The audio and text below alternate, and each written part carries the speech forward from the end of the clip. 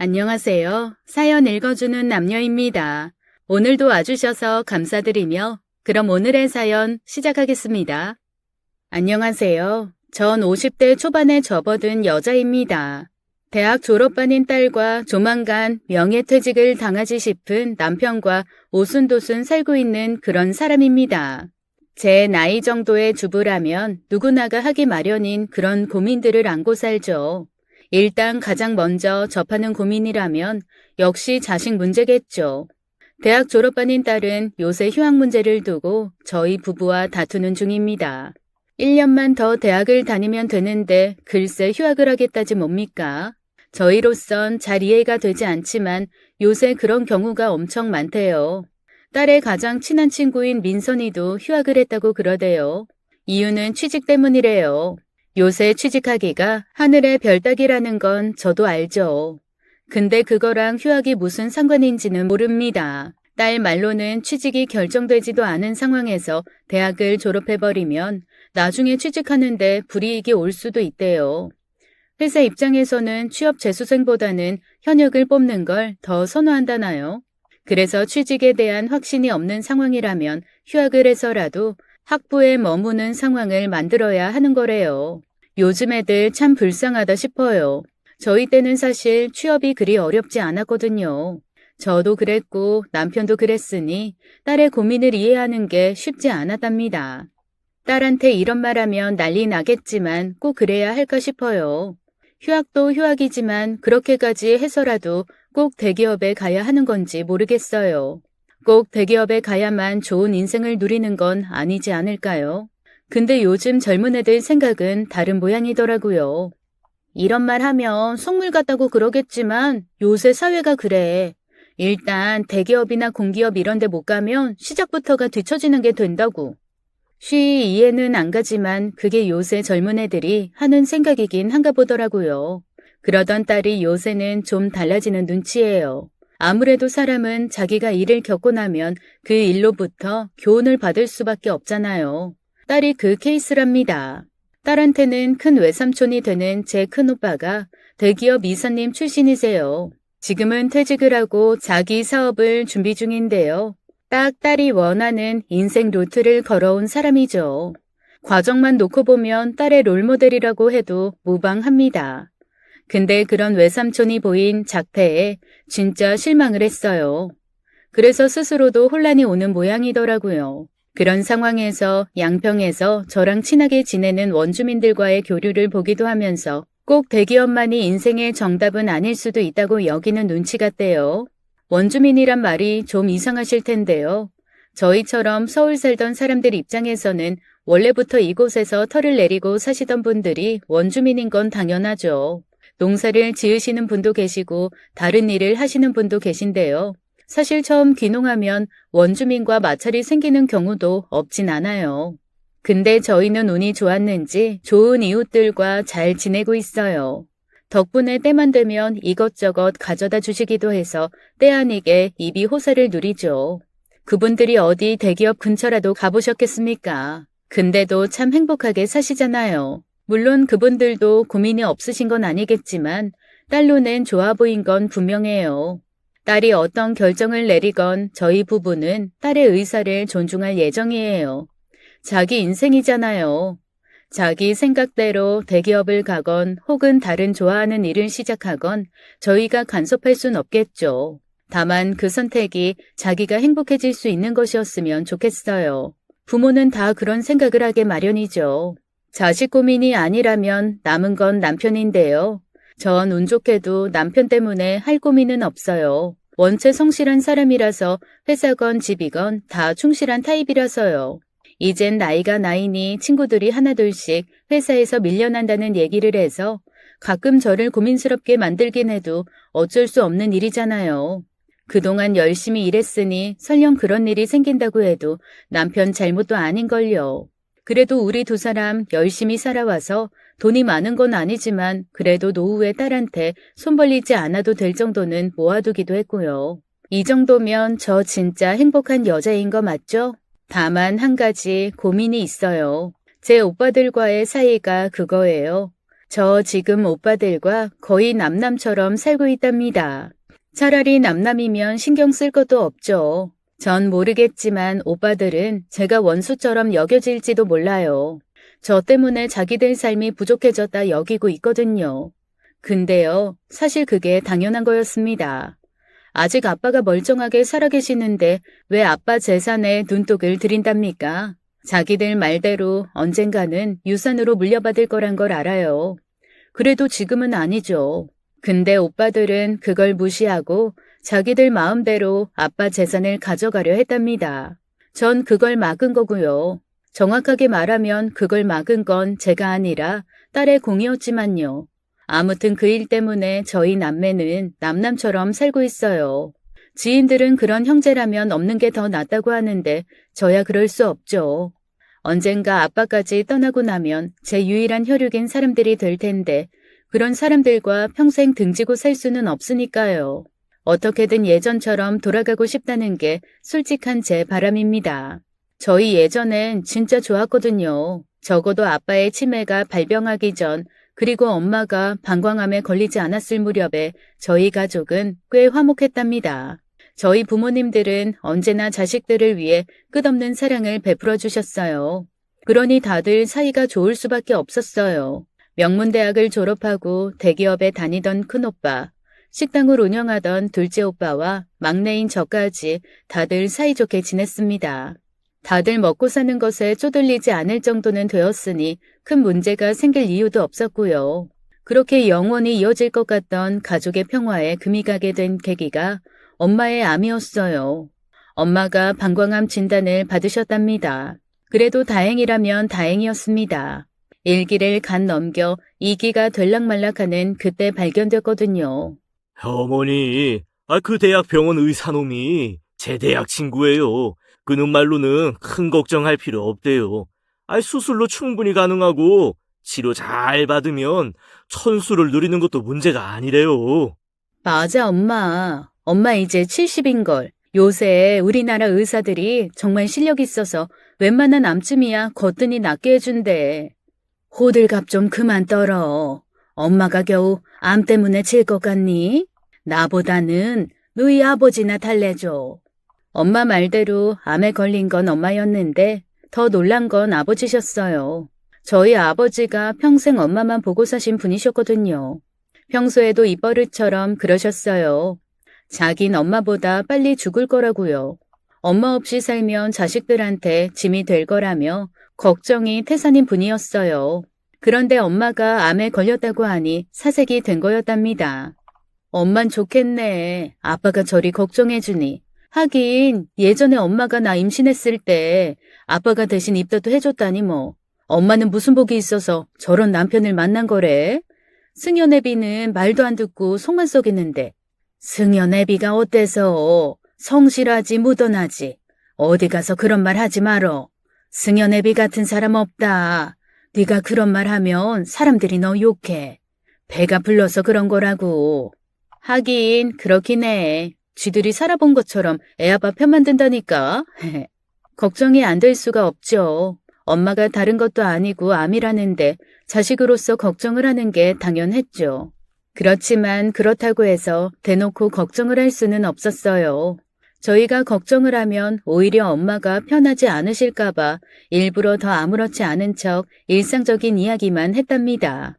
암튼 그래서 병원비 다 나온다는 거지? 그렇다니까. 병원비만 나오는 게 아니라 진단비도 다 나와. 그러니까 돈 걱정은 안 해도 돼. 지금도 그렇지만 제가 당시에도 보험 영업을 하고 있었습니다. 그래서 부모님은 물론이고 제 주변 사람들 전부 암보험이니 실비보험 같은 걸 넣어두었어요. 다른 사람이야 자기들 돈을 냈지만 부모님 건 제가 다 내고 있었고요. 그래서 그 혜택을 고스란히 받답니다. 근데 돈 걱정을 할 필요는 사실 없었어요.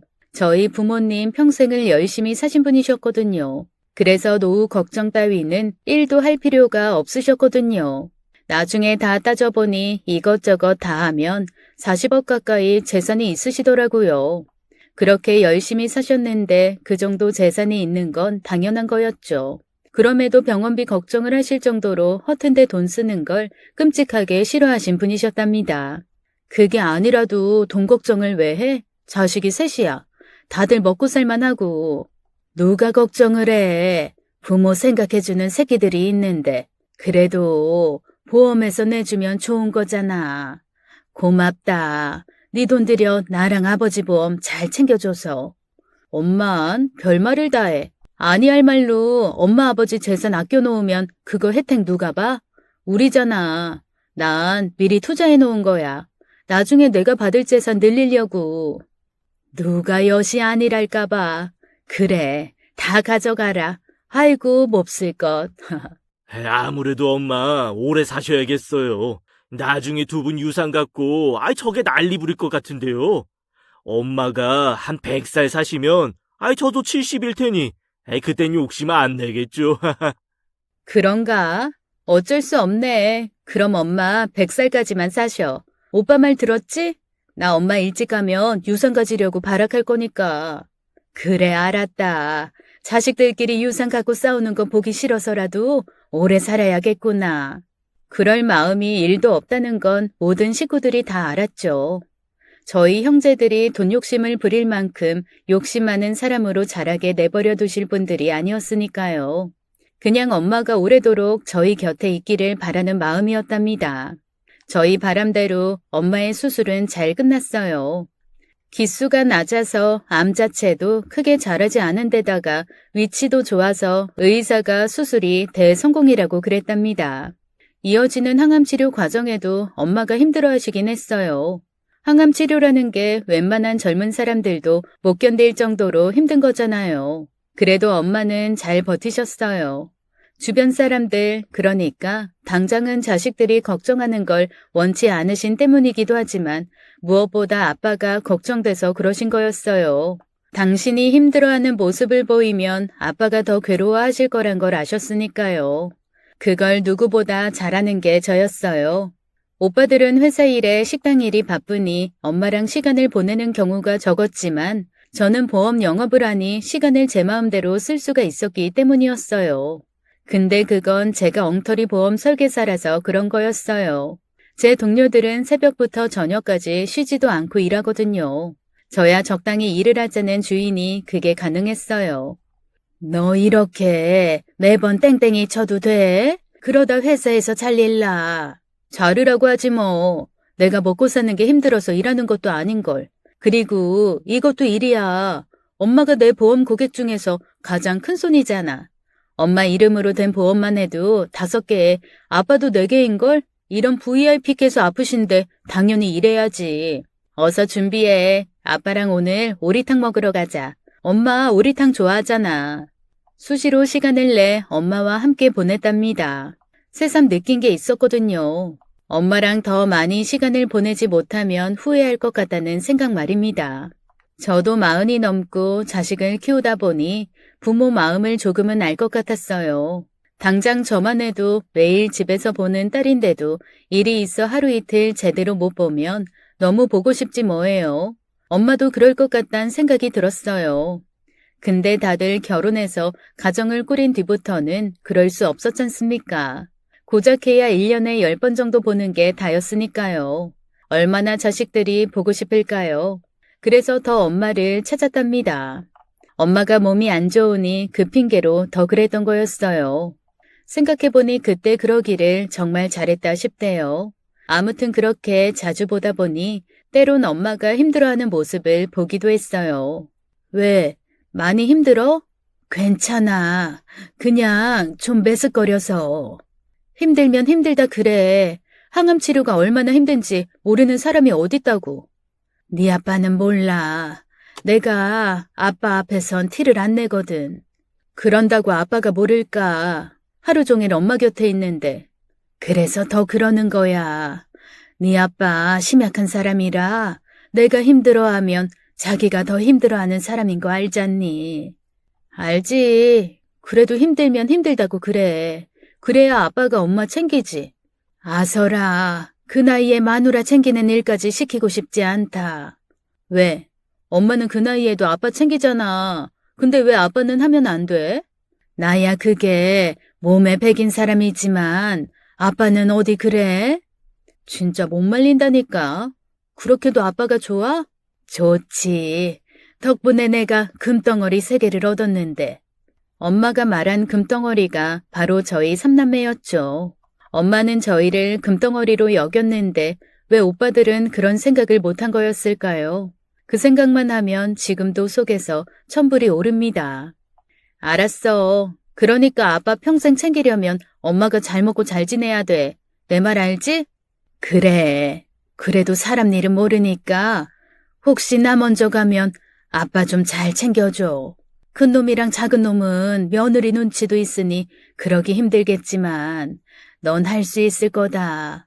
강서방이 워낙 좋은 사람이지 않니? 부탁하마. 오빠들은 안 시키면서 왜 나야? 엄마가 직접 해. 딸만 만만하다니까. 네가 만만해서 그럴까? 네가 제일 믿음직하니까 그런 거지. 아이고, 이럴 때만 내가 믿음직해? 다른 때는 큰오빠라더니. 원래 엄마는 딸이 제일 든든한 법이야. 너도 딸 키우니 알 거면서. 뭐래, 승현이 그거 얼마나 깜찍한데. 이제 중학생인데도 벌써부터 얼마나 말 안 듣는지 몰라. 저건 누굴 닮아서 그런 건지. 너 정말 몰라? 네가 중학교 때. 아, 됐어. 매번 자기 불리하면 그 얘기 꺼내더라. 알았어. 이제 그 얘기 그만할 테니 대신에 너도 내 약속 들어주는 거다. 너희 아빠 챙기는 거. 몰라. 엄마가 해. 엄마 금세 괜찮아질 텐데 왜 날 시켜?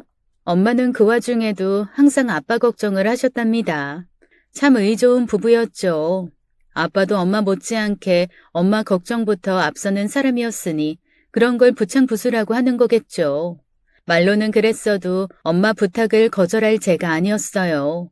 다만 그런 일이 일어나지 않기만을 바랐답니다. 그건 곧 엄마가 정말 안 좋아졌다는 뜻이니까요. 다행히 엄마는 잘 버티셨어요. 아시겠지만 암이 발병하고 5년이 지나면 의사들이 완치가 되었다고 그러거든요. 엄마는 그 5년을 무사히 넘기셨어요. 그래서 마음을 놓았던 게 문제였나 봐요. 아무래도 전이를 의심해야 할 것 같습니다. 한번 잘 이겨내셨으니 이번에도 좋은 결과를 기대해 볼 수밖에 없겠네요. 엄마의 암이 또 생겼답니다. 이번엔 대장이었어요. 추적을 해봐야 알겠지만 전이가 됐을 가능성이 높다고 그러더군요. 그렇게 강한 분이셨는데 다시금 암에 잠식되었다는 말에는 충격을 많이 받으셨어요. 병을 이겨내기 위해 가장 필요한 것이 환자의 의지라는 말을 의사들이 수시로 하죠. 그게 사실이었답니다. 처음 방광암 때만 해도 아픈 퇴색을 하시는 것조차 꺼려하시던 분이었어요. 그만큼 자신이 암을 이겨내려는 의지가 강했던 때문이었죠. 그런데 두 번째는 다르셨어요. 나이도 나이니만큼 신체적으로나 정신적으로나 많이 약해지셔서 그런 것 같았습니다. 엄마가 그랬으니 아빠도 비슷했어요. 꼭 그것 때문이라고 말할 수는 없겠지만 그게 큰 계기인 것만은 분명했어요. 엄마의 재발 이후 6개월 만에 아빠가 치매 판정을 받으셨답니다. 엎친 데 덮친 격이란 말이 바로 그런 거였어요. 집안에 우중충한 공기만 가득했죠. 그 총기 많던 사람이 요샌 집 비밀번호도 왕왕 까먹는구나. 나라도 네 아버지 옆에서 지켜줘야 하는데 내 몸이 이러니 아무래도 이젠 안 될 것 같다. 딸, 아버지 꼭 보살펴다오. 약속할 수 있지? 왜 그래? 엄마 다 나을 수 있다고. 아빠 신경 쓰지 말고 엄마부터 살펴. 제발. 제가 아무리 애원한들 무슨 소용이었겠어요. 엄마는 채 1년을 버티지 못하셨어요. 암도 암이지만 그 독한 항암 치료가 엄마 몸을 사정없이 공격해서인지도 몰랐어요. 그렇게 엄마를 보내드렸답니다. 엄마가 떠난 걸 슬퍼할 새도 없었어요. 아빠의 치매 증상이 엄마의 사망으로 인해 급격히 심화되었기 때문이었죠. 아버지, 요양병원에 모시는 게 어떨까? 우리 회사에도 모친이 치매에 걸린 직원이 있는데 처음에 집에서 돌보다가 도저히 안 되겠어서 전문병원에 모셨대. 아무리 자식이라도 한계가 있는 법이지. 그래서 하는 말이야. 니들 생각은 어때? 해양 말대로 해야지. 우리가 돌본다고 해도 매번 옆에 있을 수도 없고, 우리 없을 때 사고라도 나면, 오히려 더 죄책감이 들 텐데. 오빠들이 무슨 말 하는지는 알겠어. 새언니들한테 아빠 돌보라는 것도 말이 안 되고. 근데 엄마 소원이었어. 아빠는 내가 모실게. 그건 괜찮겠지? 우리야 그래주면 고맙지만, 넌 괜찮겠어? 너도 일하는 몸이잖아. 그리고 강서방 입장도 생각해줘야 하고. 내일이야 내가 조절하면 되는 일이니까 괜찮아. 새롭게 고객 확보하는 건 당분간 그만두고 있는 고객 관리 정도는 집에서도 가능하니까. 애아빠랑은 이미 이야기했어. 그이는 괜찮대. 그렇게 아빠를 모셨습니다. 엄마가 돌아가시면서 아빠의 치매 증상이 심해지긴 했지만 그래도 큰 문제는 없었어요. 워낙 순한 양반이시라 치매라고 해봐야 오락가락하는 기억의 소실이 전부였거든요. 평소에도 집 밖 외출을 즐겨 하시는 분이 아니셨으니 제가 크게 챙겨드려야 할 것도 없었습니다. 다만 한 가지 안타까운 점은 아빠가 치매 증상이 심해지면서 살고 있는 공간에서의 불안감을 드러내는 일이 잦아졌어요. 아무래도 아파트라는 공간이 그럴 수밖에 없죠. 게다가 아빠가 종종 자신이 어린 시절에서 살고 있다는 환각도 늘면서 더 그랬어요. 아빠 고향이 전라도의 한 시골 마을이었어요. 저희가 알고 있는 전형적인 시골이랍니다. 할머니, 할아버지가 다 돌아가시고 친척들도 고향을 떠나면서 특별히 고향을 찾을 일은 없어 거의 방문하는 경우도 없었는데 이상하게 치매를 앓으시면서 그곳을 그리워하는 행동을 종종 하셨어요. 또 층간소음도 문제였네요. 예전 같으면 그럴 리 없으셨는데 치매 이후 집에서 뛰다시피 하신 적도 있으셨어요. 덕분에 아랫집에 얼마나 미안하다고 말했는지 몰라요. 다행히 아래층 분이 저희 사정을 알고 이해해 주시긴 했지만 그래도 미안한 마음은 어쩔 수가 없었답니다. 그대로 있을 수는 없었어요. 이대로는 안 될 것 같아. 우리 그냥 이사 가자. 이사? 어디로? 어차피 다른 아파트 가봤자 할아버지 힘든 건 마찬가지일 거잖아. 층간소음도 여전할 테고. 그러느니 차라리 여기 있는 게 낫지 않아? 아래층 아줌마가 이해해 주시잖아. 그거야 감사하지만, 그렇다고 계속 그래 주시라고 말할 수도 없지. 그냥 단독주택으로 갈까 해. 돈은? 서울 단독주택이면 장난 아닐 텐데. 서울은 힘들 것 같고 엄마 동료 오빠 중에 집 짓는 분이 계셔. 그분이 양평에 집을 몇 채 지었는데 잘 안 팔려서 고민이라더라고. 엄마가 가봤는데 되게 예뻐. 서로 사정이 있으니까 시세보다 조금 낮게 주신대. 그래서 양평으로 가려고. 할아버지한테도 좋을 것 같고. 양평? 아빠랑 나는 회사랑 학교 때문에 거기선 안 되잖아. 그렇지. 두 사람은 서울에 있고 엄마는 할아버지 모시고 양평으로 갈 거야. 근데 승현아, 엄마랑 아빠가 돈을 구해보려고는 하는데 아무래도 아파트는 팔아야 하지 싶어. 돈만 있다면 아파트 그대로 놔두고 너랑 아빠가 살면 좋겠지만 거기까지는 힘들 것 같아. 그렇겠지. 그럼 나 이번 기회에 자취할까? 넌 왠지 좋아하는 것 같다.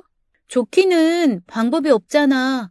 그래, 이해해줘서 고마워. 일단 아빠는 회사 근처에 오피스텔 작은 거 하나 구하고 너도 학교 근처에 자취방 하나 구할 정도는 될 것 같아. 그래봐야 월세지만. 그렇게 저희가 서울 아파트를 팔고 이곳 양평으로 이사를 오게 됐답니다. 꽉 막힌 아파트보다는 이렇게 탁 트인 곳에서 지내시는 게 더 나을 것 같아서요. 덕분에 가장 불쌍해진 건 남편이에요. 여의도까지 출퇴근할 수가 없어진 남편은 여의도에 조그만 오피스텔 하나를 얻어서 살고 있어요. 주말이면 양평집으로 오지만 그래도 꽤나 불편할 텐데도 불평 한마디 하지 않는답니다. 그래서 더 고마워요. 좋은 남편이고 좋은 사위인 거죠. 남편이 그렇게 말을 해요. 내가 좋은 사이인 것도 알겠지만 장모님이랑 장인어른이 얼마나 날 아끼셨어. 그러니 이 정도 불편은 감수해야지. 참 고마운 사람이죠. 사실 처음에 양평으로 이사 올 때만 해도 서울 아파트를 놔둘 생각이었어요. 거기서 남편이랑 딸이 살면 됐죠. 계획은 그랬는데 돈이 문제였어요. 돈에 맞춘 집은 아빠를 모시기에 불편한 게 많았거든요. 남편이랑 제가 열심히 살아온 덕에 적당히는 돈을 모았지만 그렇다고 집 두 채를 살 정도의 돈은 없었으니까요. 양평집이 꽤 비쌌답니다. 그래서 어쩔 수 없이 아파트를 팔았어요. 딸이 툴툴댔지만 그 결과 지가 그토록 원하던 자취를 하게 됐으니 지로서도 나쁠 게 없었죠. 양평 생활은 참 좋았답니다. 평생을 서울에서 나고 자란 저에게 전원 생활은 또 다른 즐거움을 안겨주었어요. 얼마나 좋았으면 제가 휴직을 하기까지 했을까요? 일을 손에서 놓는다는 게 좀 아쉽긴 했지만 아빠를 제대로 모시려면 그럴 수밖에 없었어요. 조그만 공간이긴 하지만 집 앞에 텃밭도 있어서 각종 채소를 심고 키우는 재미도 컸고요. 그 일을 아빠랑 같이 했어요. 수시로 정신이 온전해지지 않은 탓에 채소를 잡초라며 뽑아내시기도 하셨지만 그래도 아빠 덕에 많이 배울 수 있었답니다. 아빠, 그거 상추인데 뿌리까지 뽑아내시면 어떡해요? 상추? 아이고 잡초 아니야. 누나가 그랬잖아. 아이 그래서 그런 건데. 아이고 나 혼내지 마. 잘할게. 아빠에겐 제가 때론 당신의 누나이기도 했고 때론 당신의 아내이기도 한 모양이었어요. 치매란 게 사람을 그렇게 만드는 거였습니다. 그래도 괜찮았어요. 사실 제가 결혼하고 나선 아빠랑 이렇게 시간을 보낼 수가 없었죠. 누구보다 저를 아끼고 사랑해주신 분이신데 사는 게 뭔지 얼굴도 제대로 못 보여드린 게 죄송하던 참이었으니 오히려 잘됐다 싶었답니다. 엄마의 암 발병, 이어지는 재발과 엄마의 사망으로 충격을 받은 탓에 악화일로를 걷던 아빠의 치매 증세가 양평으로 오면서 많이 좋아지신 걸 생각하면 더더욱 좋은 일이었어요. 덕분에 딸과 남편을 보는 시간이 줄었다는 게 그나마 아쉬운 일이었지만 하나를 얻으면 다른 하나를 포기해야 하는 게 인생 아니겠습니까? 좋은 게 좋은 거라는 옛말을 떠올리며 살아야 한다고 생각했습니다. 근데 그렇게 생각할 수 없는 일이 하나 있었어요. 그게 바로 오빠들이었어요. 사실 양평으로 이사를 오는 과정에서 오빠들에게 서운한 게 좀 생겼어요. 양평 집이 생각보다 많이 비싸. 그래서 말인데 아빠 돈으로 양평 집을 사는 게 어떨까 해서. 우리 아파트는 놔둬야 승현 아빠랑 승현이가 살 수 있기도 하고. 전 당연히 그러랄 줄 알았습니다. 어차피 아빠를 모시기 위한 일이었으니까요. 근데 제가 생각했던 것과는 다른 반응이 나오더군요. 양평에 있는 단독주택들이 아이 말이 많아. 내 주변에도 전원생활 하겠다고 양평 쪽에 단독주택 사서 들어간 사람들이 있는데 아이 금세 후회하더라고.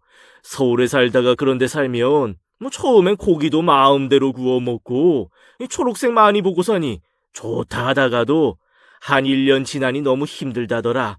그래서 다시 서울 나오고 싶은데 집이 안 팔린대. 황금성이 떨어지는 거야.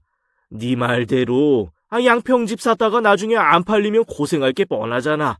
그리고 아버지 재산 마음대로 쓰는 것도 그렇고 아버지가 정신이 맑으시면 당신이 결정하시겠지만 그럴 수도 없잖아. 형 말이 맞지. 그러게 그냥 요양병원에 모시자니까. 그게 두루두루 좋아. 이 양평은 무슨. 말로는 저를 위한 척이었지만 말하는 뉘앙스는 전혀 그게 아니었어요. 오빠들은 나중에 집이 안 팔리면 어떡하냐는 이유로 아버지 재산으로 양평집을 구입하는 걸 꺼려하더라고요. 그건 결국 아버지가 돌아가시고 나면 유산을 나눠야 하는데 그 집 처분이 안 되면 번거로울 것 같아 걱정하는 거였답니다. 솔직히 많이 속상했어요. 벌써부터 유산 걱정하는 것처럼 보였으니까요. 그래도 그 말은 하지 않았습니다. 제가 착각하는 것일 수도 있고 그게 사실이라면 더더욱 그런 걸로 얼굴을 붉히고 싶진 않았던 때문이었어요.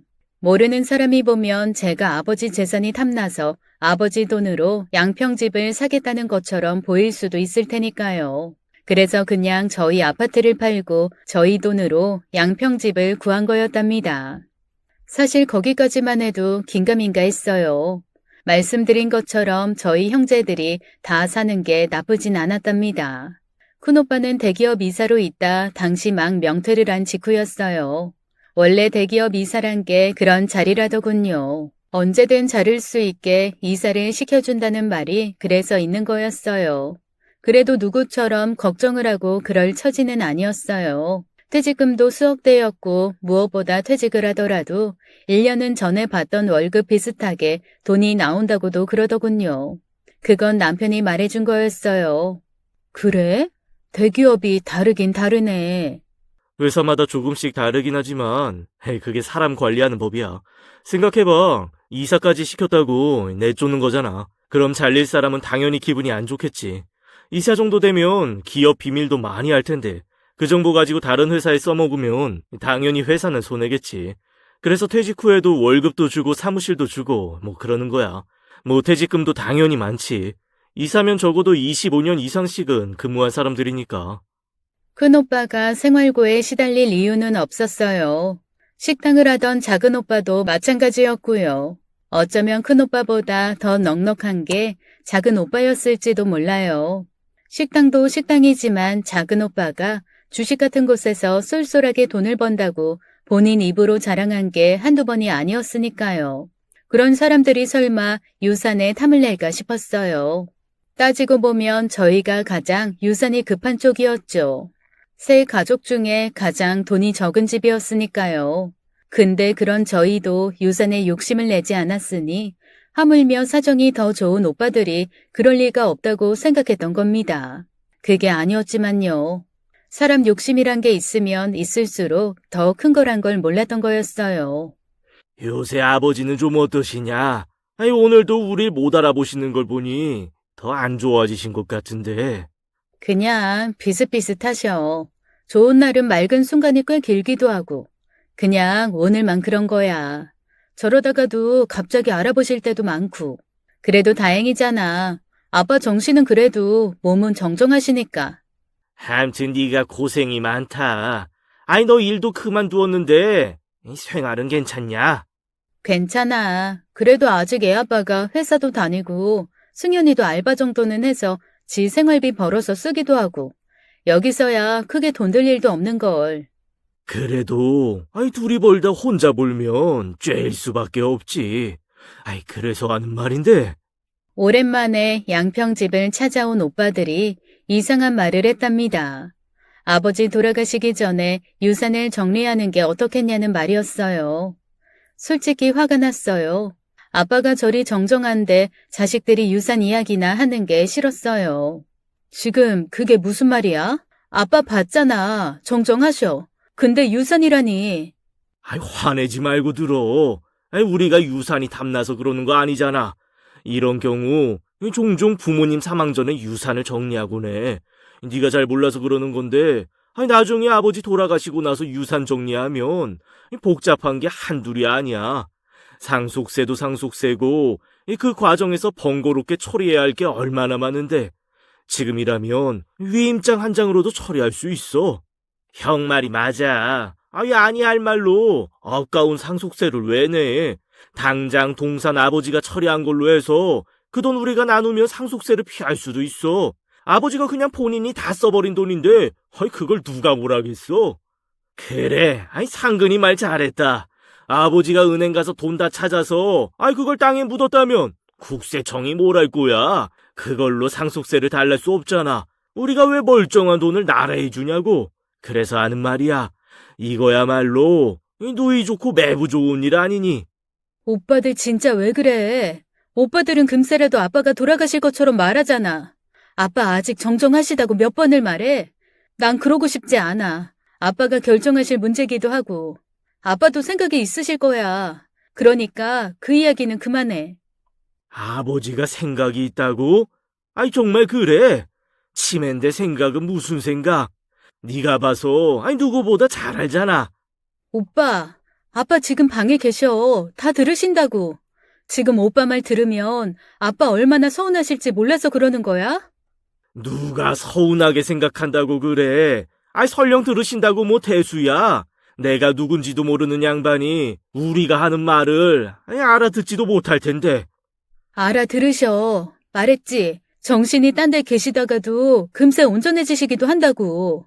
그런 이야기 할 거면 가. 나 바빠. 진짜 보이지 않을 모습을 아빠한테 보인 것 같아 죄송하기 그지 없었습니다. 오빠 말대로 정신이 온전하지 않았으니 저희가 무슨 이야기를 하는지 모르실 수도 있었어요. 근데 아닐 수도 있었다고요.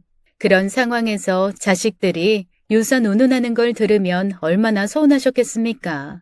다행히 그런 것 같지는 않았어요. 오빠들이 목소리를 높이고 나서도 제가 물러서지 않자 일단은 돌아갔거든요. 두 사람이 돌아가고 나자 그제야 아빠가 방에서 나오시더군요. 아니, 왜 싸워요? 싸우면 안 돼요. 선생님이 친구끼리는 싸우는 거 아니라고 했는데. 싸운 거 아니에요. 그냥 이야기한 거예요. 아빠 배고프죠? 잠시만 기다리세요. 제가 냉이 넣어서 된장국 끓일게요. 아빠 그거 좋아하시잖아요. 사실 잘 모르겠더라고요. 어쩌면 아빠가 맑은 정신으로 저희들이 하는 이야기를 다 들으신 것인지도 몰랐답니다. 그럼에도 자기가 그걸 들은 걸 알면 제가 민망해야 할까봐 모른 채 연기를 하신 것일 수도 있었어요. 매번 그런 건 아니었을 테지만 그중 몇 번은 분명히 들으신 게 맞아요. 그러니까 그런 걸 남기신 걸 테고요. 전 까맣게 몰랐답니다. 어느 주말 언제나처럼 딸과 남편이 와서 온 가족이 부대끼는 날이었어요. 딸이 입이 이만큼 나와 있더군요. 넌 왜 또 그래? 뭐 기분 나쁜 일 있었니? 왜? 토익 점수가 안 나왔어? 토익이야 안녕하지. 내가 문제지. 네가? 왜? 무슨 일인데? 요새 내 별명 생긴 거 알아? 별명? 원래 네 별명 육식토끼잖아. 고기 엄청 좋아해서. 아빠 또? 내가 진짜 박민선 이걸 죽여야지. 왜 쓸데없는 이야기를 아빠한테 해서는. 근데 그거면 그나마 괜찮아. 새 별명이 생겼단 말이야. 딸이 해준 얘기를 듣고 배를 잡았습니다. 딸의 새로운 별명이 전미자라네요, 글쎄. 원래 성이 전신이 그건 이해가 갔는데 뒤에 붙은 미자가 뭔지 궁금해서 물었다가 배를 잡았습니다. 원로 가수 이미자의 이름이 미자였어요. 내가 주말에 양평에 갔다 오면 나도 모르게 노래를 흥얼거렸던가 봐. 할아버지가 매일 들으시는 그 노래 말이야. 헤일 수 없이 기나긴 밤을 하는 그거. 나도 모르고 있었는데 하도 듣다 보니 가끔씩 그 노래를 흥얼거렸나 봐. 애들이 그거 듣고 뭔지 검색해보더니 나보고 막 놀리더라고. 22살밖에 안 된 게 할머니 세대 때 노래 부른다면서. 그러더니 나보고 전미자래. 진짜 억울해하는 그 모습이 왜 그리 귀엽든지요. 딸이 하는 말이 대충은 이해가 가더군요. 저도 양평에 오고부터는 수시로 흥얼거리던 노래 중에 하나였거든요. 가수 이미자의 동백 아가씨 말입니다. 어디 동백 아가씨만 있을까요? 19 순정도 있고 오기 엄마의 선마을 선생님, 흑산도 아가씨까지 줄줄이 꿰고 있는걸요. 저희 아빠가 가장 좋아하는 가수분이세요. 아빠가 방에 있을 때면 언제나 이미자 씨의 노래를 듣고 계신 탓이에요. 저야 그래도 조금은 들어본 노래이니 그렇다 치지만 딸 세대는 전혀 알지도 못하는 노래를 어린 여자애가 흥얼거리니 친구들은 이때다 싶었겠죠. 그래도 그렇게 억울해할 일인지는 모르겠지만요. 남편이 딸을 달랜다고 그랬거든요. 니들은 잘 모르겠지만 이미자 선생님이 얼마나 대단한 가수인데 요즘 가수로 따지면 조용필은 아니고 요새 제일 인기 있는 가수가 누구야? 그렇지. 네가 좋아하는 방탄소년단쯤 된다고 생각하면 돼. 기분 좋은 일이잖아. 네 별명이 전방탄이면 미쳐 날뛸 일이겠구만. 거기다 우리 방탄이를 왜 들먹여? 그만큼 대단한 가수셨다고. 그리고 동백 아가씨 좋잖아. 엄마도 잘하는 건 아니지만 듣기 좋은 건 사실이잖아. 그러니 네가 자기도 모르게 흥얼거린 거지. 몰라. 그건 그렇고 다음 달에 할아버지 생신이시지? 다음 달 11일. 왜? 아니 그냥 물어본 게 아니었어요. 딸이 할아버지 생신이라며 선물을 하나 준비했거든요. 할아버지, 생신 축하드려요. 선물이요. 딸이 내민 건 놀랍게도 요즘 어르신들이 들고 다니면서 음악을 듣는 효도 라디오였습니다. 이미자 씨는 물론이고 각종 가수들의 노래가 잔뜩 들어있는 거였어요. 아빠가 소녀가 내미는 선물을 받고 많이 좋아하셨어요. 근데 그걸 쓰지는 않았다는 게 함정이었습니다만 딸이 사용법을 가르쳐 드리긴 했어요. 근데 아무리 가르쳐 준들 그 노인네가 그걸 외울 수가 없었겠죠. 정신이 온전했다면 그 정도 총기야 차고 넘치는 분이셨겠지만 아쉽게도 아빠는 치매셨으니 그걸 쓰실 정신은 없으셨답니다. 그럼에도 딸이 그걸 선물한 이유는 명확했어요. 아빠가 이미자 씨의 노래를 카세트 테이프로 들으셨거든요. 요샌 구하기도 힘든 카세트 테이프와 녹음기가 아빠의 음악 듣는 수단이었답니다. 딸 입장에서는 그게 안쓰러워 보였던 모양이었어요. 그래서 효도 라디오를 선물한 거고요.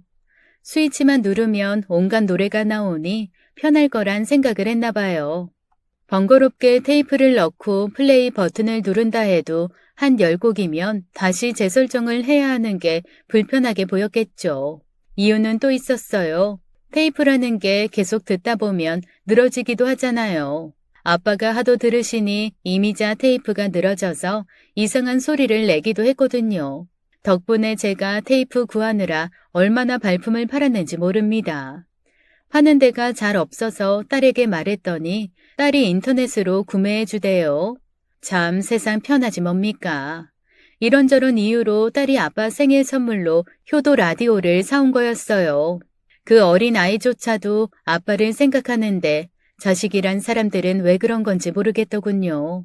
두 오빠는 그날 이후에도 몇 번 아빠의 유산 문제를 이야기한다며 양평을 찾아왔답니다. 그러나 제가 반대를 하니 목적을 달성할 수는 없었어요.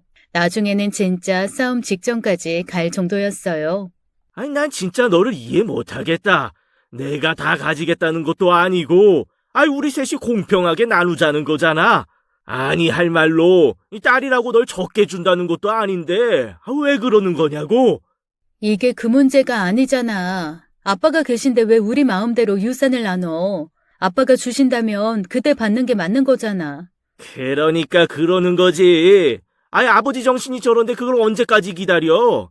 우리 셋만 이야기되면 위임장 써서 처리하면 간단한 일인데 왜 문제를 복잡하게 만들긴. 너 설마 아버지 네가 모시고 있다고 재산 더 많이 받고 싶어서 그래? 그런 거면 그럴 수도 있어. 네가 사. 상근이랑 내가 3씩 가져갈게. 그럼 되겠냐? 오빠, 내가 그런 마음이었으면 나 천벌받아. 우리 제발 그만하자.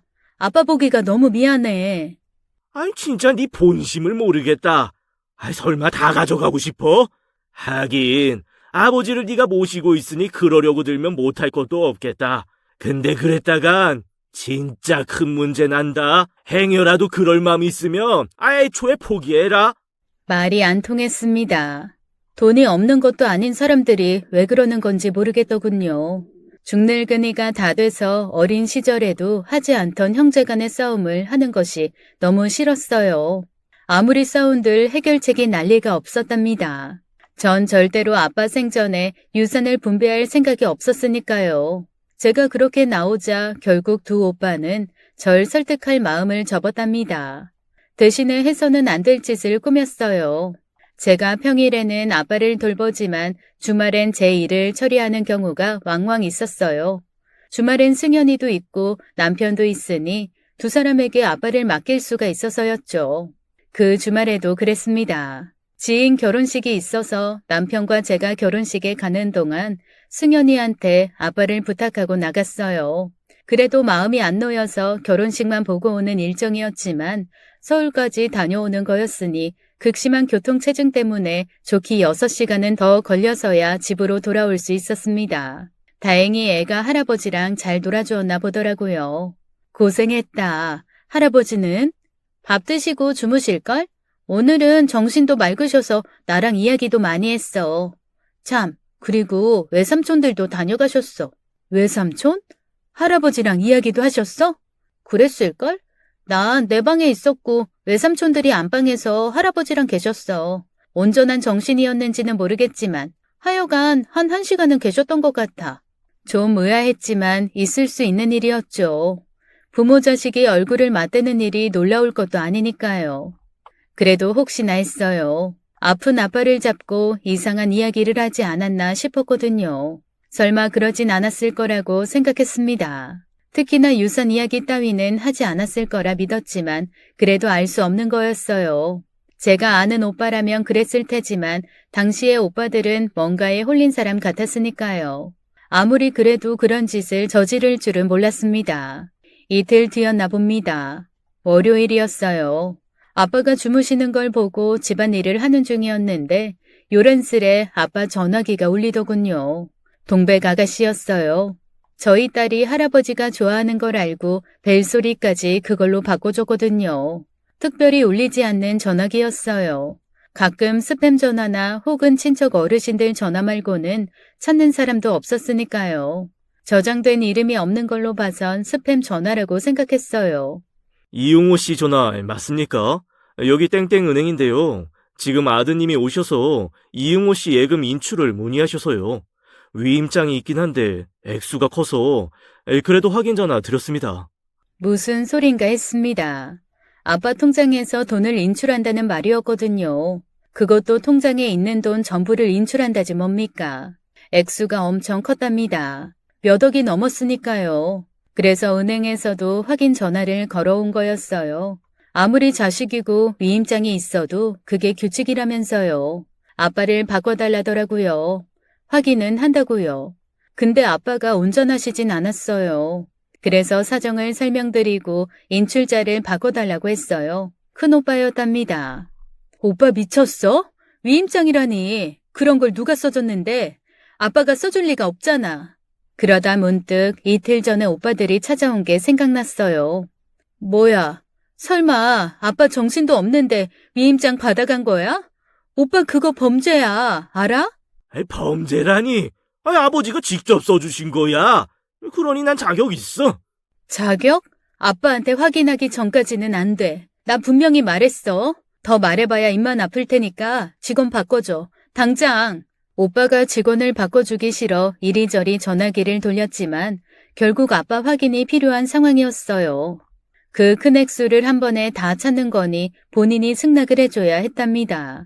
근데 아빠가 정신을 찾지 않으시니 그럴 수가 없었죠. 그렇게 오빠의 시도는 불발로 끝났답니다. 진짜 너무 어이가 없었어요. 근데 진짜 어이가 없는 일은 다음이었죠. 자신들의 시도가 불발되자 잔뜩 열이 받은 두 사람이 집으로 왔습니다. 그리고 오히려 화를 내지 뭡니까? 가만히 있으면 되잖아. 이 아버지한테 그렇다고 말하라고 시키기만 하면 될 일인데 왜 오히려 못하게 막는 건데? 내가 너 때문에 얼마나 창피를 당했는지 알아? 은행 직원이 날 마치 도둑인 양 취급하더라고. 네가 그랬지. 내가 범죄를 저지르고 있다고. 네 목소리가 얼마나 컸으면 옆에 있던 직원이 그걸 들어.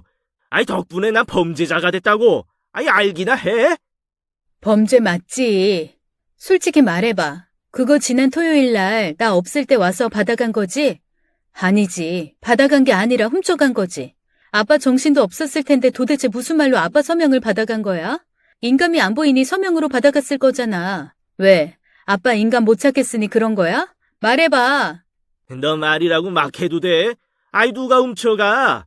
정말로 아버지가 맑은 정신에 해주신 거야. 네가 물어봐. 아무래도 저게 다른 마음이 있는 거야. 아버지 재산 우리가 가지는 꼴을 못 보겠다는 거지. 네가 정 이렇게 나오면 우리도 가만히 있을 수 없지. 변호사를 사서라도 너한테서 아버지 재산 지킬 거야. 변호사? 아버지가 아직 살아계신데 그게 될 것 같아? 아이고, 똑똑히 나셨네. 넌 성견 후견 제도라고 들어봤어? 아버지 같은 사람들을 위해 생긴 제도야. 그거라면 충분히 너 반대해도 유산 상속할 수 있어. 알기나 알아?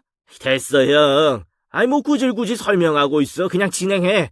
우리가 언제까지 제 눈치 보면서 살아야 돼? 넌 계속 그래봐. 우린 우리대로 알아서 할 테니까. 오빠들이 하는 말이 정확히 뭔지는 몰랐어요. 중요한 건 오빠들이 제 반대를 거스를 수 있는 방법이 있다는 거였죠. 정말 그렇더군요. 치매 환자와 같이 정신적 장애가 있어 보호와 지원이 필요한 성인이 늘면서 이런 사람들을 지키기 위한 제도였습니다. 오빠들이 말한 성년 후견 제도요. 이 제도에서 지정하는 후견인은 성인이 판단 능력이 부족해 크게 손해보는 법률 행위를 했을 때 이를 취소하거나 판단 능력이 부족한 성인을 대신해 법률 행위를 함으로써 정신적 장애를 가진 성인들을 돕는 역할을 하게 된다고 하더라고요. 오빠는 바로 그걸 이용하겠다는 거였어요. 남편이 아는 지인들을 통해 알아보니 큰오빠가 가장 유력한 후보라고 그러대요. 집안의 장남이었으니까요. 저희가 아무리 머리를 맞대봐야 엄연히 법이 정한 일이었으니 그걸 막기가 쉽지 않았답니다. 아빠가 정신이 멀쩡하기만 하다면 대응 가능하지만 상황이 그렇지 않으니 문제였어요. 너무 막막하더라고요. 아빠 재산을 지킬 수 있는 방법이 없다고 생각됐어요. 저희 부부가 그걸로 고민을 하고 있을 즈음이었어요. 어느 날 딸이 와서는 테이프 하나를 내밀기 전까진 그랬어요. 이게 뭔데? 테이프잖아. 이걸 왜 줘? 들어봐. 들어보면 알 거야. 아빠의 방에서 녹음기를 들고 와 테이프를 듣고 얼마나 놀랐는지 모릅니다. 아빠는 그간 오빠와 제가 다투던 내용을 알고 계셨던 거였어요. 얼마나 참담한 심정이셨을까요? 그럼에도 아빠는 내색도 하지 않으시고 그런 저희를 안타까이 보고 계셨답니다. 그걸 듣고 당장 아는 변호사를 찾아갔어요. 남편 회사 일을 자주 처리해준 변호사의 조언을 듣고 서류 작업을 진행했고요. 법원의 공증을 받고 난 직후 오빠들을 찾았어요. 왜? 상황이 이러니 안 되겠다 싶지. 그래봐야 뭐하냐. 이제 얼마 후면 내가 후견인이 될 텐데. 그럼 넌 국물도 없어. 괘씸해서 안 되겠어. 나중에 유류분이라도 신청하든가. 그래도 네가 그동안 아버지 봐준 공이라고 생각해. 형 말이 맞아. 우리가 진짜 나쁜 놈이었으면 네 몫은 없었겠지만 그래도 동기간에 그럴 수는 없지. 득이양양한 표정이더군요. 제가 내민 서류를 보기 전까지는 분명히 그랬습니다. 근데 그걸 다 보고 나서는 그럴 수 없었죠. 이게 뭐야? 너 또 무슨 짓을 한 거야? 유언장이라니. 이걸 누가 만들어? 아버지가 저러신데, 이런 걸 만들 리가 없잖아. 인정 못한다, 절대로. 큰오빠와 둘째 오빠가 노발대발 하더군요. 근데 그렇다고 자기들 말대로 인정 못할 수는 없었어요. 그건 엄연히 아버지의 의사로 작성된 진짜 유언장이었으니까요. 결국 오빠들의 계략은 실패로 돌아갔답니다. 아빠는 자신이 죽기 전까지는 그 어떤 시도도 없어야 하며 자기가 죽고 난 후 공평하게 유산을 분배하란 말씀을 남기셨어요. 그게 바로 딸이 건네준 카세트 테이프였답니다. 아빠가 저와 오빠들이 유산 문제로 다투는 걸 알고 정신이 돌아온 어느 순간 평소 자신이 즐겨 듣던 노래 테이프에 당신의 육성을 담으셨어요. 이게 말짱한 정신에 남기는 유언이라시면서요. 그걸 딸에게 건네주신 거였어요. 처음엔 딸이 뭔가 했답니다. 그러나 아빠가 들어보라고 말을 하시는 통에 그걸 들을 수 있었어요. 얼마 안 되는 맑은 정신 동안 그걸 녹음하면서 얼마나 괴로우셨을까 생각하니 제가 너무 미안해지더군요. 그렇게 오빠들의 계획은 수포로 돌아갔습니다. 이제 두 번 다시 유산을 둘러싼 잡음은 일지 못하게 됐죠. 그날 이후 아빠를 볼 때마다 면목이 없었어요. 그러나 아빠는 개의치 않으셨답니다. 가끔 맑은 정신이실 때는 오히려 저를 달래주셨으니까요. 그래봐야 거의 없는 일이었지만요. 어쩌면 그게 더 다행인지도 모르겠어요. 저를 못 알아보시는 건 서운하지만 최소한 자식들이 돈 문제로 다투고 있다는 사실을 모르실 테니까요. 오늘도 아빠와 전 텃밭에서 아웅다웅 다투고 있습니다. 아빠, 그거 아직 다 안 자란 거예요. 그걸 뽑으면 어떡해요? 아이고, 이 사람 목소리는 당신이 뽑으라고 그랬잖아. 나야 당신 말 듣고 그런 건데 왜 야단을 쳐? 오늘은 제가 엄마로 보이시나 보대요. 잘 됐네요. 엄마라면 얼마든지 아빠를 혼낼 수 있으니까요. 단단히 혼낼 각오를 하는데 아빠가 갑자기 몸을 일으키대요. 그러곤 나비를 쫓아가셨어요. 꼭 어린 아이처럼 그러는데 왜 이리 눈물이 나는지 모르겠습니다. 바람이 있다면 항상 어린아이처럼 걱정 없이 사시다 편히 떠나셨으면 합니다. 그래도 언젠가는 제 눈을 보시면서 우리 딸 사랑한다라는 말은 남겨주시기를 바란답니다. 세상에서 저를 가장 사랑한다고 말하시던 그 모습 단 한 번은 더 보고 싶으니까요. 이야기 들어주셔서 감사했습니다. 오늘 사연 어떻게 들으셨나요? 있는 사람들이 더 한다더니 오빠들이 너무 했네요. 사실 오빠들 입장도 어느 정도는 이해는 갑니다.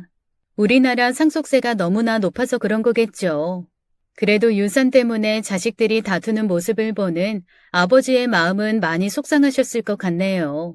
오늘 사연 보내주신 사연자님 너무나 감사드립니다.